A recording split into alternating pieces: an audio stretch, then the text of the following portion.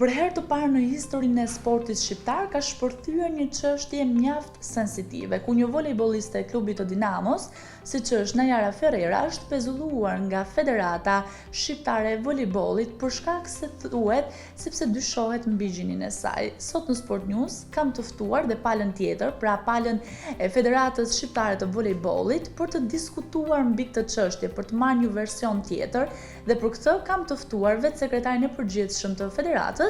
zotin Erviz Dosti. Dosti, përshëndetje, faleminderit shumë që jemi më sot. Faleminderit, fillimisht falenderoj për mundësinë që po na jepni në mënyrë që edhe ne të shprehim edhe qëndrimin ton. Dosti, duhet ndalemi fillimisht tek si është fillimi i kësaj historie. Pra pse vendosët ju ta pezulloni volejbolisten Ferreira? Si ka qenë fillimi i gjithë kësaj zanafille, po themi, që ka ardhur deri në ditën e sotme? Siç e cekët edhe ju, kemi të bëjmë një çështje shumë sensitive dhe shumë e ndjeshme, jo vetëm për ambientin ton sportiv, po edhe me gjerë.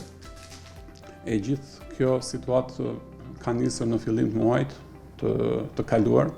ku kemi patur 2 indicje dhe 2 shkresë zyrtare nga 2 klube dhe shiqata, të cilat marrin pjesë në kampionatin kombëtar shqiptar për ligën femra, të cilët kanë shfaqur pretendimet dhe arsyetimet e tyre që kemi të bëjmë me një sportiste e cila nuk është e përshtatshme për të luajtur në këtë kategori dhe në këtë disiplinë. Dua ta theksoj shprehimisht që në fillim që nuk kemi të bëjmë me një pezullim të sportistes e cila mendohet apo dyshohet që nuk është e përshtatshme gjenetikisht. Pra, e gjithë kjo është më tepër një flut sapuni ngritur jashtë edhe kontekstit sportiv. Ju e përmendët pak më përpara, pra që ka patur indicie, po themi, edhe nga klubet që kanë sjellur shkresa në federatën tuaj, por dyshime mund të ketë çdo kush për çdo kënd. Nuk besoj se po themi është normale që të kryhet një test gjinie vetëm në bazë të një dyshimi nga një person ose qoftë edhe një klub. Përcaktimi test gjinor në vetvete është term i referuar nga mjekësia përkatëse, kur në vetvete ka të bëjë me 2 komponentë: përcaktimin e ekzistencës së jo të kromozomit Y në bazë të testit SRY, por mbi të gjitha ka të bëjë edhe me komponentin e dytë, që siç është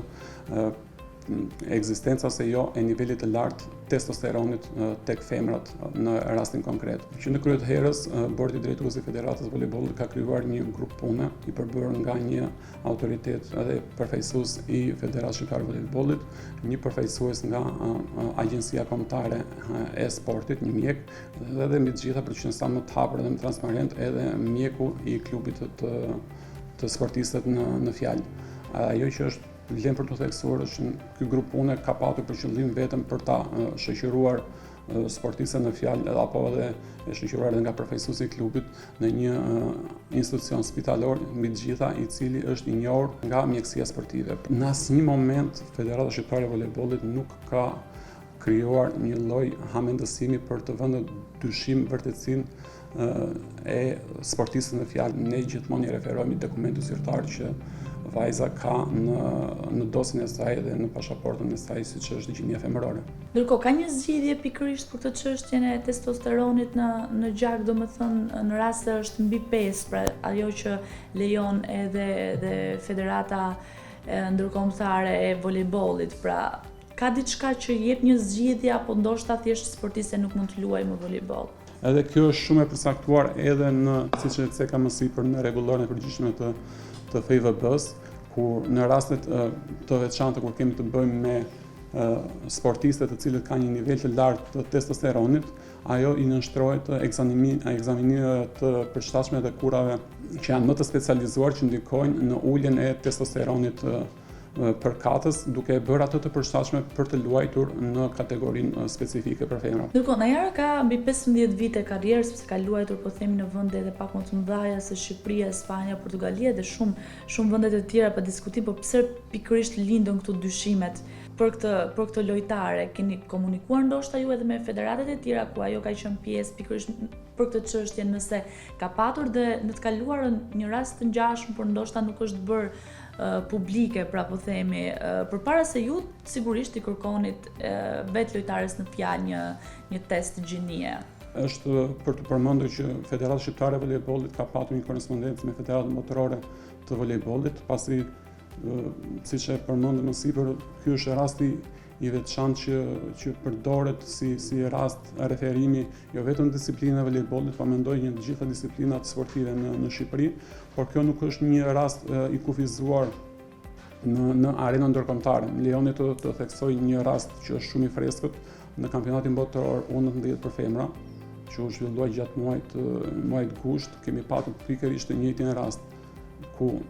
përfaqësuesi i ekipit të Serbisë ngriti një reklamim edhe pretendim për 2 sportiste të ekipit të Vietnamit. Këto 2 sportiste u pezulluan pasi njëra ishte me prezencë të kromozomit Y, kurse sportista tjetër ishte me nivel të lartë të testosteronit në trupin e saj. Pra kemi të bëjmë me të dyja rastet që janë pjesë e përcaktimit të përkatësisë gjinore në një disiplinë sportive. Ndërkohë, ju keni kontaktuar së fundmi me voleybollistën në fjalë, pra me Najarën, apo ndoshta edhe me përfaqësues të saj, dhe si do të vijojë kjo çështje në vazhdimsi? Federata Shqiptare e Voleybollit gjatë gjithë kësaj periudhe ka qenë në kontakt dhe në bashkëbisedim me përfaqësues të shoqatave të ekipit sportiv, por nga ana e tyre është vërejt një lloj mos dakordësie apo një lloj mos pranimi të gjithë kësaj situate, pasi pretendojnë se kemi të bëjmë me një lloj diskriminimi. Ne mbetemi në pritje që sportista në fjalë të kryejë këtë ekzaminim